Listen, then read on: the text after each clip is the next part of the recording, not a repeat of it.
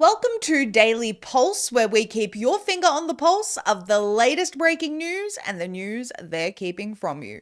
Brought to you by the Vigilant Fox and Zeee Media. I'm your host, Maria Zeee. Tonight, the new excuse lawmakers in the US are using to implement a social credit system known as digital ID for adults.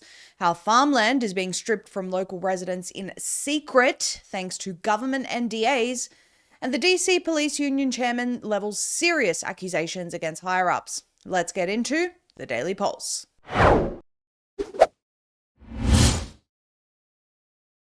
Every single time there is a problem in society, rather than holding the perpetrators of the crimes accountable with consequences that ensure they can never commit the crimes again, the proposed solution is always a loss of personal freedoms for law-abiding citizens. This is a pattern that is emerging all over the Western world, with digital ID, aka an online social credit system, being proposed in response to a variety of issues affecting children. Instead of holding platforms that foster an environment of pedophilia to account, they're telling adults that they need to be identified when using the internet instead. And that is certainly the case with this latest Roblox saga. So to give you a little bit of background on this, in case you're not familiar, Roblox's child predator problem just got weirder. This is from the Vigilant Fox's Substack. It says every month, 380 million users log into Roblox, a massively popular mobile game and console game among children. The platform boasts more custom-made games from users than you could ever count, giving Roblox virtually infinite replayability. However, some of these custom games have become a magnet for child predators. A horrific example is XYZ Public Bathroom Simulator, a game where it is commonplace to see naked avatars or predators showering with kids. That's the whole premise of the game, according to 22-year-old Roblox YouTuber Schlep. 7.4 million users, mostly children, have been exposed to filth, and it's still widely available for anyone to join. Schlep has been exposing how there are so many predators on the Roblox platform that it's actually unreal. And parents aren't aware of this, he warns. I get emails from kids daily about all the horrible stuff that they're exposed to. I get emails from parents talking about what their kids were exposed to. If I were a parent, I would be outraged, Schlep says. And according to Schlep, his efforts have even led to the arrest of 6 different child predators over the past year, something that he says law enforcement is glad when people give them this information. Here is one of those arrests in action, and you can watch that arrest on the article. It's embedded in there. Now, how did Roblox respond to Schlep helping get child predators on their platform arrested? Well, the company sent him a cease and desist letter and terminated all his accounts. A glaring example where reporting a crime is punished more harshly than the crime itself. According to India Times, Roblox accused Schlep of sharing or soliciting personally identifiable information. Schlep was gobsmacked and wondered if Roblox was referring to the practice of turning over the information of predators to police. Quote, like, does Roblox understand that? He asked. And Schlep defended his actions, saying his efforts were in good faith and aligned with the same tactics used by law enforcement. Schlep has drawn overwhelming community support, with most users siding with him over Roblox. On Our Games, one Redditor delivered a scathing statement on the Schlep case, receiving the most upvoted comment. It says, "History has proven again and again that it's infinitely easier for corporations to silence and censor whistleblowers than actually work on fixing whatever issue they're bringing attention to. Roblox doesn't have a child predator issue if no one's able to report on it. The fact that his, or Schlepp's, investigations led to 6 actual arrests made by the police acting on outside evidence is proof enough his efforts aren't misguided." So this has sparked outrage from the community and lawmakers alike, understandably. India Times also reported that when Schlep was younger, he was groomed by a Roblox developer, hence why he's so determined to expose child predators. His mother filed a complaint with Roblox, but, quote, they brushed her off and the predator continued abusing others for years before being banned. That happened under David Baszucki's watch, who has been Roblox's CEO for 21 years now. He's been oddly silent on the Schlep fiasco, but in March of this year, he brushed off parents' concerns about safety, saying, if you're not comfortable, don't let your kids be on Roblox. Which, by the way, is actually sound advice. Stick with me here because by the end of this segment, that controversial statement will make sense. If you, as a parent, think that dark alleyway isn't a safe place for your child to be, you, as a parent, should be the one to stop them. You don't need the government to come in and make a law saying that all adults must identify themselves not only before going into that dark alleyway, but before leaving their homes at all. But that is what's happening. So this in from Reclaim the Net, Louisiana's war on Roblox turns parental failure into a digital ID crusade. Lawmakers in Louisiana are seizing on growing public anger over safety concerns within Roblox to advance calls for mandatory age verification across all digital platforms. Attorney General Liz Murrill filed a lawsuit on Thursday targeting the massively popular online gaming site, accusing it of fostering conditions that allow child predators to operate with little resistance. You can see they've obtained a copy of the complaint, which everyone can view on their site. Murrill said the platform's failure to verify user ages has created a breeding ground for abuse, and she's urging major tech companies to adopt strict age verification protocols. You don't say. Quote, Roblox is overrun with harmful content and child predators because it prioritizes user growth, revenue, and profits over child safety, she stated in a press release. Quote, big tech platforms must get on board with age verification laws, she posted on X. So not let's hold Roblox's CEO, who's been in that position for 21 years with this allegedly going on for years now, to account. If anyone else was caught with any type of child sexual abuse material on their computers, they would be in prison. And rightfully so, by the way. But these platforms either get a slap on the wrist or a fine that is far below their annual revenue and are never forced to govern and police their own systems and processes. Instead, far-reaching, overarching digital ID laws are forced onto the rest of the people who've done nothing wrong, rather than accountability for those who have. If they can't police their own systems and processes as a business in order to stamp out child exploitation and pedophilia, maybe they should consider a different business model. This tech company can't do something right, so all tech companies must enforce draconian laws on every user out there. The writing's on the wall. A lot of these companies allow these activities to flourish on their platforms with no intervention, by the way, from the authorities on the companies themselves, suspiciously. And then all of a sudden, some bright spark comes out with a plan for digital ID for all. Then there's also the aspect of parents' responsibilities. Let's stop expecting social media companies and technology platforms to police our kids for us. They can't be trusted to do so, let alone the government stepping in and saying, this guy can't be trusted, therefore nobody can be trusted.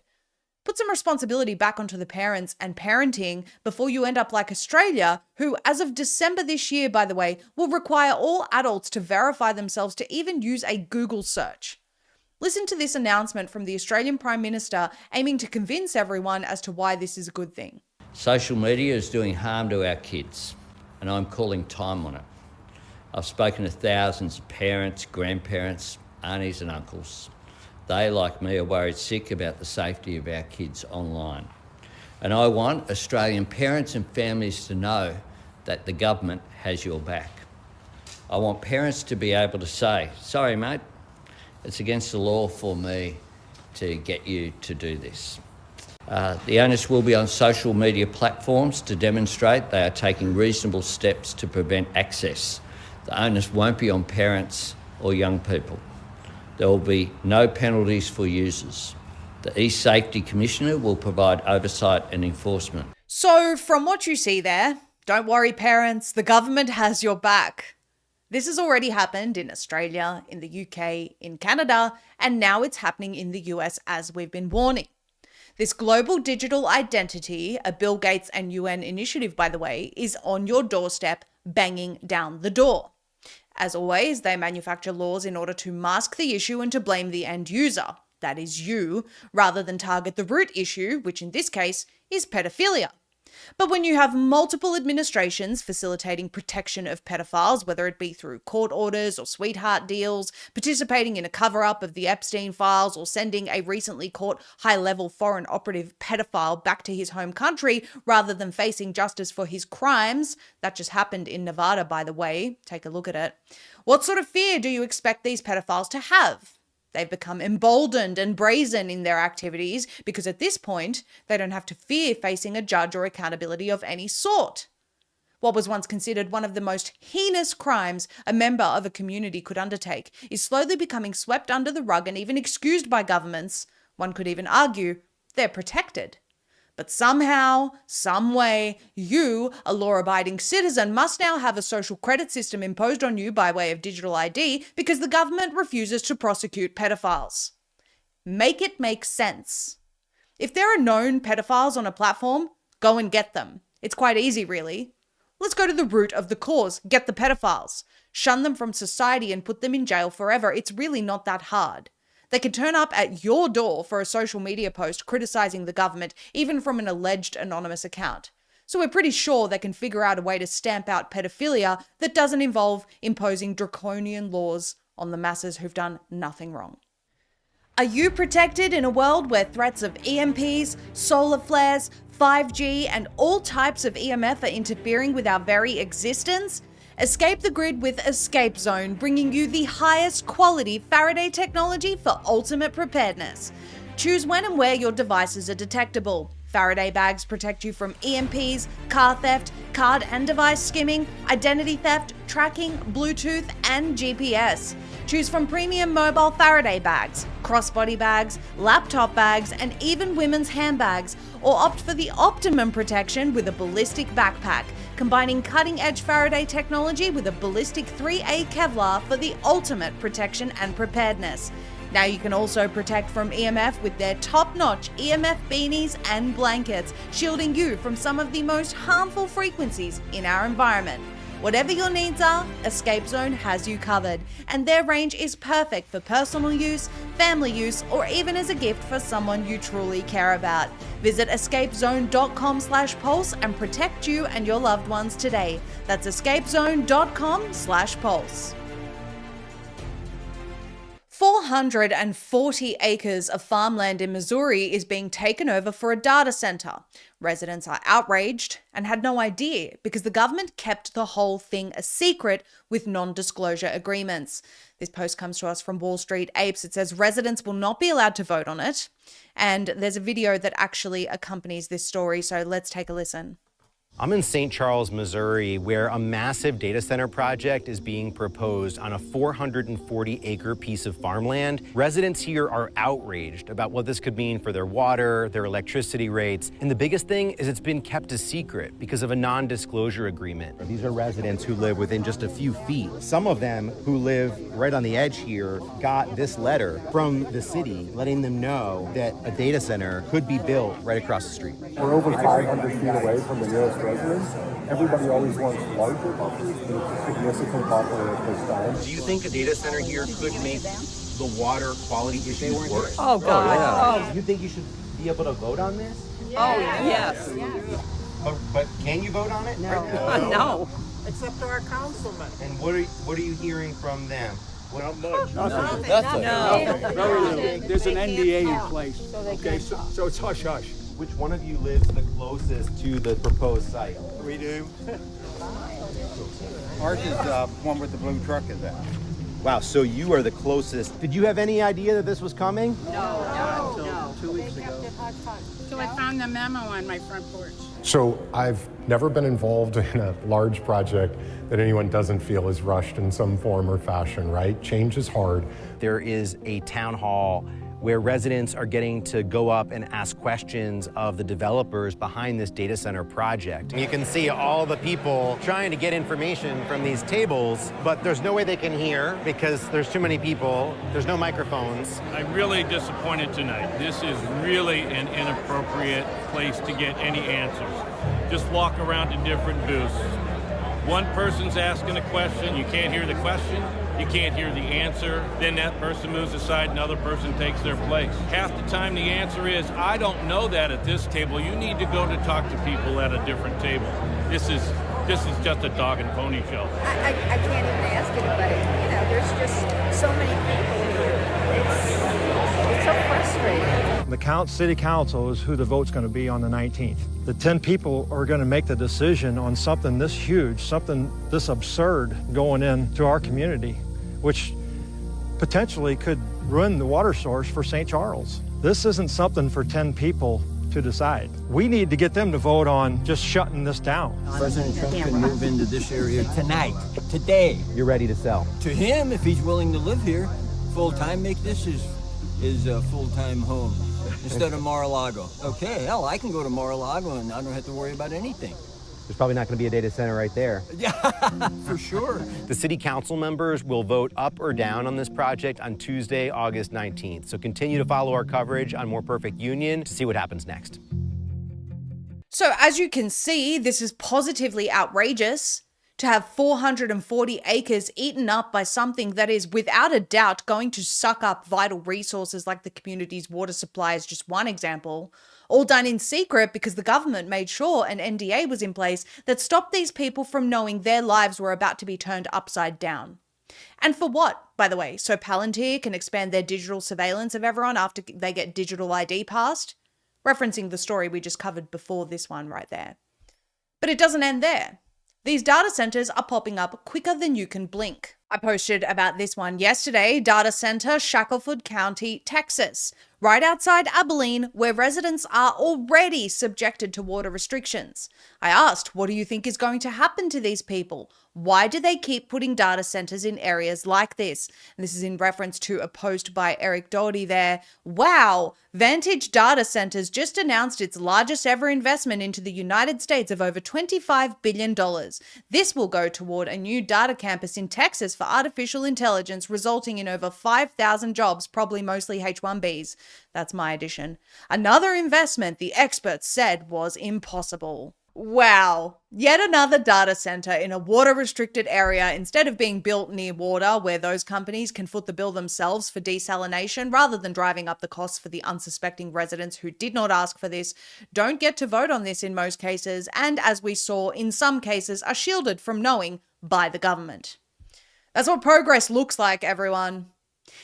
And if you were upset by that initial video we played where the people were being treated like cattle, jammed into a building by the masses and standing in line to get questions only to be shoved along to another table, you should be. Because the way this AI revolution is happening is perfectly encapsulated in that video. Zero regard for the people, zero regard for their quality of life and everything that they've built being destroyed around them, and all about expanding the billionaire class and their surveillance state. This has to stop. Imagine being in your 20s, newly married and given just 60 days to live by the Mayo Clinic after a grueling cancer diagnosis. That was Rick Hill's reality in 1975 until a letter led him to a Tijuana clinic.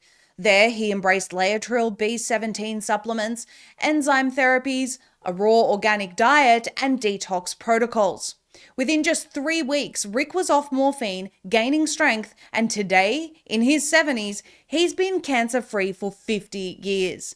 His story, featured on the Daily Pulse, proves the power of natural alternatives. Now, thousands have followed suit. Richardson Nutritional Center's Laetrile B17 and enzyme therapies paired with organic produce kits and detox support from trusted retailers are transforming lives. Rick reports even people who are suffering from the shots are achieving the same results he did. To use the same protocol that saved Rick Hill's life and receive a free copy of his book, go to rncstore.com/pages/ricksbundle and use the discount code PULSE for an additional 10% off your first order.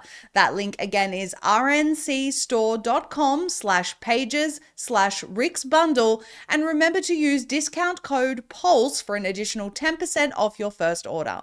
This in from Modernity. DC Police Union chairman accuses higher-ups of a massive crime cover-up.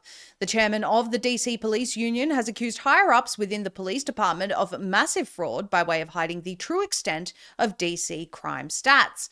Greg Pemberton asserts that senior officials were attending crime scenes and ordering officers, "Don't write that one down and don't add that to the list or put that down as a more minor offense."